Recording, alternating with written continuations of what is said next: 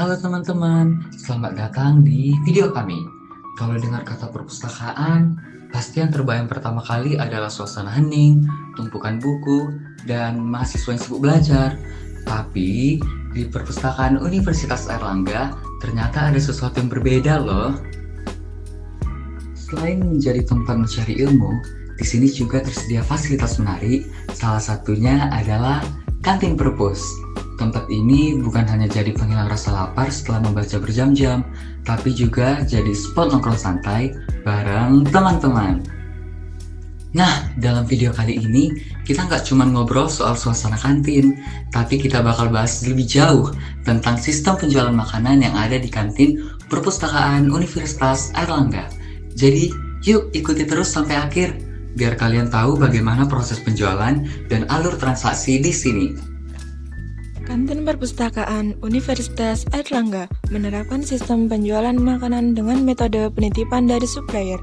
Dalam sistem ini, pihak kantin bekerja sama dengan berbagai pemasok makanan seperti produsen roti, snack, minuman, maupun makanan siap saji. Supplier menitipkan produk mereka di etalase atau rak yang telah disediakan di kantin.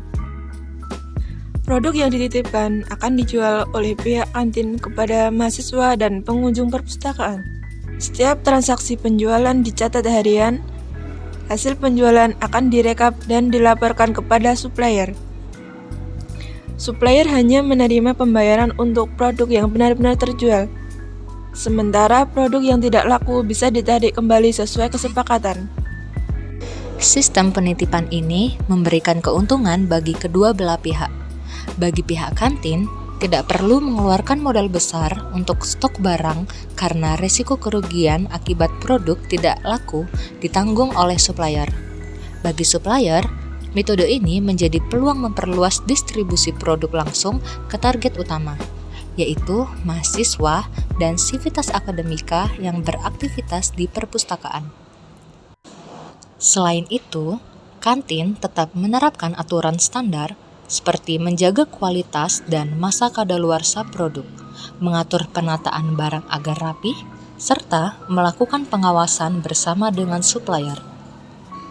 Dengan adanya metode penitipan makanan dari supplier ini, kantin perpustakaan Universitas Airlangga dapat menghadirkan variasi makanan yang lebih beragam, praktis, dan tetap terjangkau bagi mahasiswa.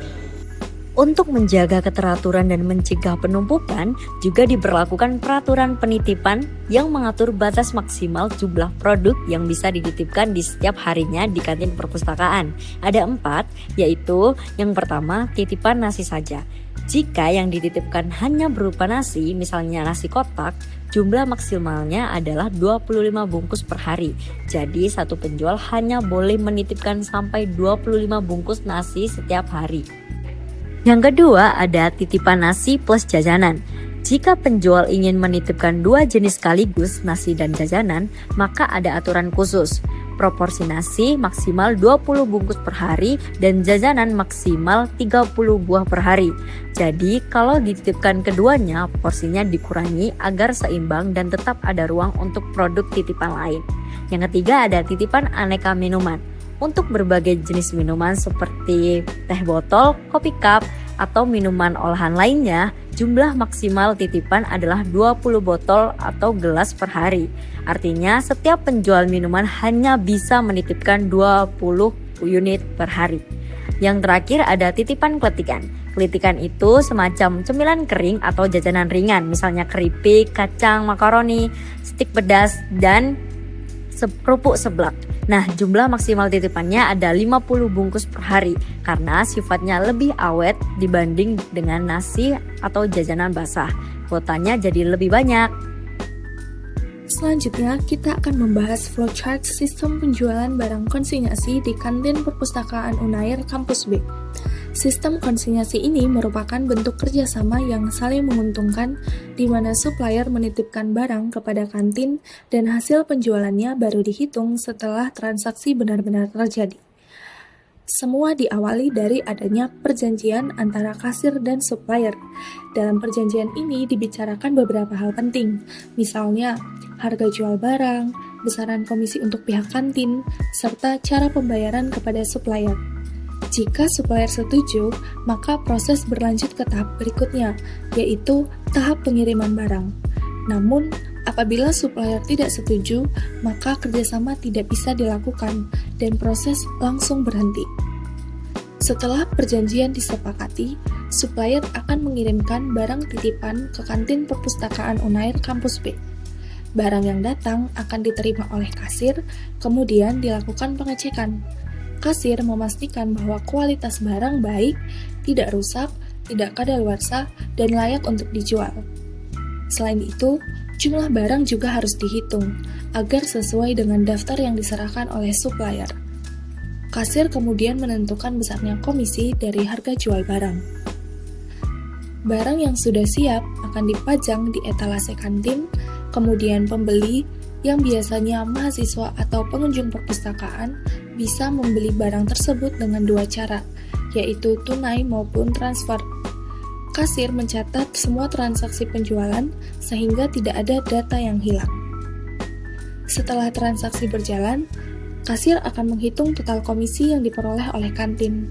Kemudian, semua data penjualan akan disusun dalam laporan penjualan yang berisi barang yang terjual, sisa barang yang belum laku, total uang yang harus diserahkan kepada supplier, dan besarnya komisi untuk kantin. Pada proses akhir, akan ada dua kemungkinan hasil. Yang pertama, jika semua barang titipan habis terjual, maka supplier akan menerima pendapatan penuh dari hasil penjualan sesuai dengan kesepakatan. Setelah itu, proses pun selesai.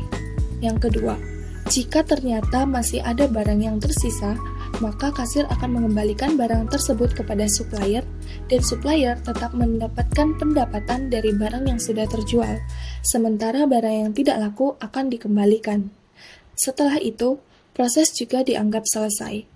Dengan alur ini, sistem penjualan konsinyasi di kantin perpustakaan Unair Kampus B berjalan dengan jelas, tertib, dan adil bagi kedua belah pihak. Realisasi flowchart. Ketika mahasiswa datang ke kantin perpustakaan untuk membeli makanan hasil titipan supplier, dari sisi konsumen, semuanya terlihat sederhana. Cukup datang, pilih makanan atau minuman yang tersedia, lalu bayar. Padahal, di balik itu ada proses panjang antara supplier dan kasir seperti yang tergambar dalam flowchart.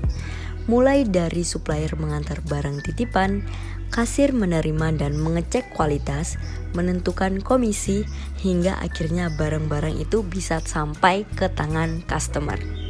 Nah, jadi kalau flowchart menjelaskan alur internal antara kasir dan supplier, realisasinya bisa langsung dirasakan mahasiswa sebagai konsumen. Mereka tinggal menikmati hasil akhirnya berupa pilihan makanan dan minuman yang sudah siap dibeli. Menariknya, di Universitas Airlangga ada dua cara buat membeli makanan ini.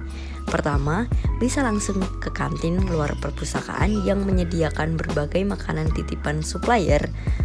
Kedua, kalau lagi di dalam perpus ada lip cafe, semacam counter kecil di balik jendela. Mahasiswa cukup menghampiri jendela itu, bilang mau pesan apa dan makanan pun langsung dilayani.